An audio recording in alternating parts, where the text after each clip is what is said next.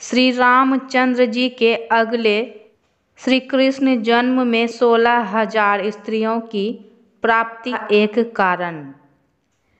श्री रामचंद्र जी के इस कथन को सुनकर वेद व्यास जी ने भी कहा, राजन, आपकी जो इच्छा है वैसा ही होगा। आपने जो एक पत्नी व्रत धारण किया है, इस फल से दूसरे जन्म में आपको बहुत सी स्त्रियां प्राप्त होंगी।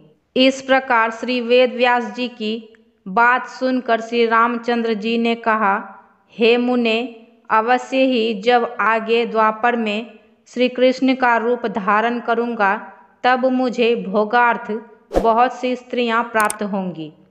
यह आपका कथन सर्वथा ही सत्य है, किंतु आप मुझे यह तो बताइए कि वह ऐसा कौन सा व्रत अथवा दान है जिसके करने से मुझे अगले जन्म में बहुत सी स्त्रियां प्राप्त होंगी। श्री वेद व्यास जी ने कहा, हे राम, यह आपने बड़ा सुंदर प्रश्न किया है। मैं तुम्हें वह दान बतलाता हूँ। यद्यपि इस एक नारी व्रत से ही तुम्हें बहुत सी स्त्रियां प्राप्त होंगी, तथापि उस दान को भी मैं तुमसे बतलाता हूँ। अब तुम सीता के समान भार वाली स्वर्णा की एक मूर्ति बनवाओ तथा उसी प्रकार की 16 मूर्तियां तुम और भी तैयार करा लो और उन्हें विविध प्रकार के आभूषणों से भूषित करके उन्हें सरयू नदी के तट पर ब्राह्मणों को दान दे दो। इस प्रकार के दान से तुम अगले जन्म में बहुत सी स्त्रियों को पाओगे। रामचंद्र जी ने इसे स्वीकार किया। उन्होंने सीता की 16 मूर्तियां बनवाई और उन्हें सरयू नदी के तट पर जाकर ब्राह्मणों को दान दिया। तब उस दान को लेकर उन ब्राह्मणों ने प्रसन्न होकर यह आशीर्वाद दिया कि हे राम, आप यह जो कुछ हम लोगों को दान दे रहे हैं वह सहस्त्रों गुणों होकर आपको अगले जन्म में प्राप्त होवे। हम सबके आशीर्वाद से आपको इस प्रकार के फल की प्राप्ति होगी, इसमें संशय नहीं है। हमारा विचार है कि आपको भविष्य में 16,000 स्त्रियां प्राप्त होंगी। राम जी ने कहा, एवमस्तु, ऐसा ही हो। फिर तो उन ब्राह्मणों की और व्यास जी की भली भांति पूजा करके श्री रामचंद्र जी ने उन्हें विदा किया। एक समय चैत्र मास में श्री रामचंद्र जी सीता के साथ जब तंबू में विहार कर रहे थे, तब तक चैत्र रामनवमी को सरयू स्नान करने के लिए सहस्त्रों यात्री अयोध्या आ पहुँचे।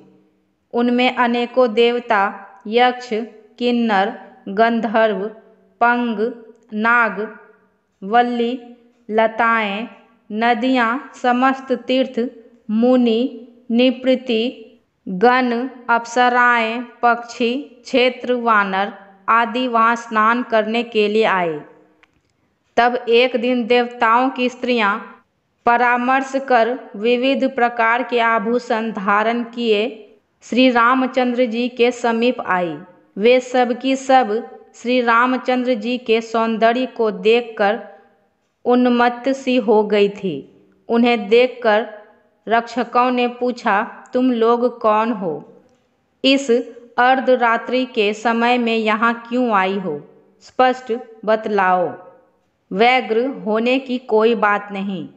तब उन सब स्त्रियों ने कहा कि हम सब स्त्रियां श्री रामचंद्र जी के दर्शनार्थ यहाँ आई हैं। यदि इसी समय हमें राम के दर्शन ना होंगे तो हम सब सरयू नदी में कूदकर अपने प्राण त्याग कर देंगी। तब उनकी ऐसी बात सुनकर दूतगण राम के पास दौड़कर गए और दासियों द्वारा वह सब समाचार उन्हें कहला भेजा। दासियों ने उन स्त्रियों का सब वृत्तांत विस्तार पूर्वक उन्हें कह सुनाया। तब दासियों के मुख से उस वृत्तांत को सुनकर श्री रामचंद्र जी ने उन सब देवांगनाओं को अपने समीप बुलवा भेजा। उन सब स्त्रियों ने वहां पहुंचकर भगवान का दर्शन किया। देवांगनाओं ने उनकी उस माधुरी शोभा को देखकर अपने को कृतार्थ समझा। उन सब ने लज्जित होकर भगवान को प्रणाम किया और काम बाण से पीड़ित होकर वे वहीं बैठ गई। राम ने उनके आगमन का कारण पूछा। उन्होंने कहा, आप सबके ईश्वर हैं, भला आपसे दुराव क्या हो सकता है, आप तो अंतर्यामी हैं।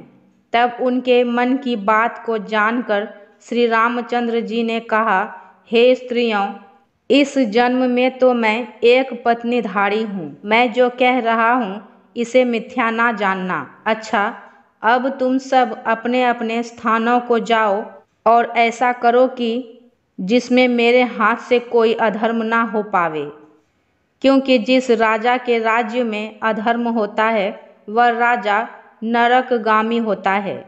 तब राम की ऐसी बातें सुनकर काम बाण से पीड़ित वह सहस्त्रों स्त्रियां वहां तत्क्षणात मूर्छित हो गई। तब उन्हें मूर्छित होते देख विलह मन से श्री रामचंद्र जी उनको संतोष देते हुए बोले, हे नारियों, मेरी बात सुनो। इस प्रकार तुम अपना धैर्य ना त्यागो और मैं जो कहता हूँ उसे सुनो।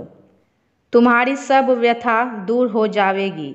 आगे द्वापर युग के आने पर मैं श्री कृष्ण के रूप में गोपेश नंद के द्वारा पालित होकर ब्रज में जन्म धारण करूँगा। उस समय तुम सब देवता मेरे आशीर्वाद से गोप होकर उत्पन्न होंगे। तुम सब उन गोपालों की गोपियाँ होगी। उस समय मैं तुम सबकी मनोकामनाएं पूर्ण करूँगा। यमुना की रेत में रात्रि में तुम सबके साथ मैं रास क्रीड़ा करूँगा। अब तुम लोग प्रसन्न होकर अपने अपने स्थानों को जाओ। तब राम के इस वचनामृत को सुन उन स्त्रियों में प्राण आया और किंचित संतुष्ट होकर वे अपने अपने स्थानों को लौट गई। अभी आप जो कथा सुन रहे थे उसे मैंने आनंद रामायण के विलास कांड से लिया है। मैं हूँ सुगंधा और मेरे चैनल का नाम है सुगंधा ज्ञान सुगंध।